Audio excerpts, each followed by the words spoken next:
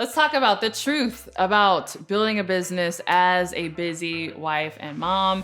How do you manage it all? Real talk conversation about what it looks like to build a business as a busy wife and mom. So if you want to know the real, right? The tea behind this, you're in luck because we're going to get into it right now. Hey, CourtneyLSanders here. Welcome back to my channel. If you're new to me, I'm a full-time online life and business coach as well as wife and mom. I wear all the hats and do all the things, and that is what we are talking about today. In fact, I mentioned on another video that I'm actually gonna be doing more day in the lives, more kind of vlogs, behind the scenes style. And part of the reason why I was inspired to do that is because so many people ask me, how do you manage it all? How are you managing building a business, running this business? How do you have this team? You got two small kids, 2 kids under 5, you're married, you spend time with your husband, you guys travel and do date nights and all these things. How do you manage it all? And while I can't wait to show you the behind the scenes of what it looks like for me to manage it all, I thought it would be remiss if I didn't share an honest, kind of real talk conversation about what it looks like to build a business as a busy wife and mom. So if you want to know the real, right? The tea behind this, you're in luck because we're going to get into it right now. All right. Let's talk about the truth about building a business as a busy wife and mom. I know that this is a popular conversation. A lot of women are talking about this. Can you have it all? Getting through the glass ceiling, the second shift at home, work, labor, all of these different things. And I'd say one truth that you really need to understand when building a business, while also being a busy wife and mom, at least I'll say the truth for me as I understand it, but I think it's the truth, is that you still need to put your family in your household first. And listen, I say this as someone who came to this realization kicking and screaming, okay? I have always been a very independent person. I've always wanted to do big things and, thought that I was gonna build big stuff and start a business and run all of that. But I've noticed that if you listen too much to the conversation that is very popular online and social media, there's a tone about it that says that women are somehow disadvantaged because they have to, and I say that in air quotes, they have to focus on their families, right? Presumably in a way that men don't have to focus on their families. Now, I don't think that that's necessarily true. Men do focus on their families, they just focus on it in a different way. In fact, I think for me, right, I'm doing what I'm loving, I'm living my passion, I get to do work that I really enjoy and I'm focused on building my business, right? And so a quote unquote sacrifice that I have to make, and I'll say that in air quotes and we'll talk about that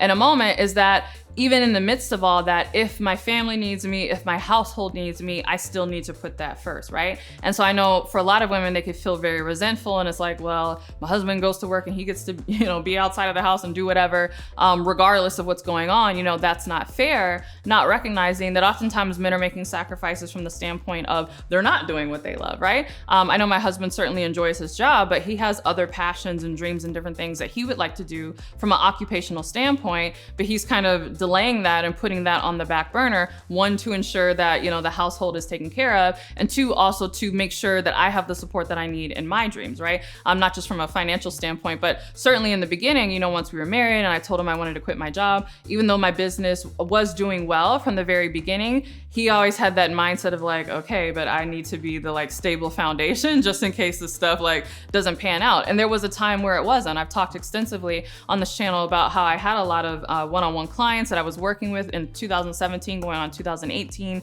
and we found out that I was pregnant with our son, and clearly that roster load was not going to work. And so I let a lot of my client engagements roll off, and my revenue started to take a nosedive. And so I was kind of scrambling, doing brand sponsorships and things just to keep the lights on. But not only did I have to let go of 2 US-based employees that I had at the time, which was very embarrassing for me because I was like, I quit my job, I'm supposed to be this big business person, I'm making all this money, and now you've been out of your corporate job for 1 year and now you're already letting people go. That was a big hit to my ego. But then on top of that, I had to come to my husband and be like, hey, is it okay that I stop paying a paycheck so that I can continue to pour more money into the business? And he was very supportive of that. So anyway, I say all that to say, I don't think it's helpful necessarily to kind of do this pitting, one person against the other, when oftentimes both men and women, husband or wives, are making sacrifices in different arenas. So that said, right, and I'm just conscious of the comments, I be on YouTube, y'all know, I watch a lot of the relationship content and all this stuff, marriage content. I think it's very interesting. For the record, I've been with my husband for a long time. We've been together for almost 10 years. I met him when I was 20 in college. So I'm like fascinated by like the world of what's going on with people and their relationships and all of that. Cause I'm also like, whew, I'm glad I'm not out here in these streets. So anyway, just to, calm any like crazy comments that I might get about like, oh, it's not fair that men do this or whatever. I will say that obviously I can only speak from my perspective as a busy wife and mom, right? As a woman, there are sacrifices, I say that in air quotes, that you have to be willing to make. And one of those sacrifices, and I say it in air quotes and I'll say why in a minute, is that you do have to be willing to put your family and your household first, even if your business is really busy and booming and there's lots of different things going on. And so again, this was something that I really struggled with because for a long time, I thought in boxes. I thought like, oh, my business is over here, my talents are over here, the things I'm good at, my passion, all this stuff is over here. And while I love my family and my household, this is taking me away from the stuff that I really want to do over here. And it's such an imposition that why do I have to do bath time? And why do I got to get my son from school? And like, it's keeping me from doing all of these things. And to be honest, I felt like God really had to do a work in my heart to understand that it's actually not either or. It's not two sides of, business and then family over here. It's really one empire, right? And I learned this by really studying the Proverbs 31 woman, right? So maybe you're familiar with that series of Bible verses, not just one Bible verse, but in the book of Proverbs, in the Bible, in the last chapter, the 31st chapter, from about verse 10 all the way down to the very end, it talks about this woman who is like, she's pretty legit. Like, she's kind of a G. She's really good at a lot of different things. She's a businesswoman. She sews cloth. She sells them to merchants. She does all these different things, but she also takes care of her household. Her children rise up and call her blessed, all of these things, right? And I know for a lot of Christian women, that's like, there's a love-hate relationship with the Proverbs 31 woman because it could feel like condemnation, I'm being compared, I'm being judged, I'm not able to manage all of that. I think part of the reason sometimes we have that mindset of like, I don't want to be compared to the Proverbs 31 woman, again, is because we're in the same mindset that I was in for a long time, that these are separate things. It's like, it's my business and my career and all this stuff, all this ambitious stuff that I'm trying to do over here. And then it's my family, and I love my family, but they're actually holding me back. I wish I could like be free and do more of the things that I want to do. For me, all of that ended when I realized that what I was really building was not even a business and not even a family per se, but I was building a lineage. I was building a legacy. I was building an empire, like for the Sanders name. And when I saw it from that perspective, I realized that it didn't matter if I was like packing lunches for my son's school or if I was coming up with content that I want to create on YouTube. Ultimately, this is about elevating my family and making sure that we are fulfilling our purpose in the world, impacting others, leaving a great legacy, leaving a great reputation, and bearing all of our gifts, right? And so I can't say that I am effectively working for the empire, right? My own empire, my home empire. I can't say that I am effectively doing the work that I need to do if the only aspect that I focus on in the empire is simply my online business and all that stuff. How can I say I am doing a good job being a steward and maintaining this empire if my son consistently doesn't have food for school and my husband's stuff is all messed up and the house is crazy and I don't want to make any woman feel like, if it's a matter of like, maybe you're in a particular season, right? I remember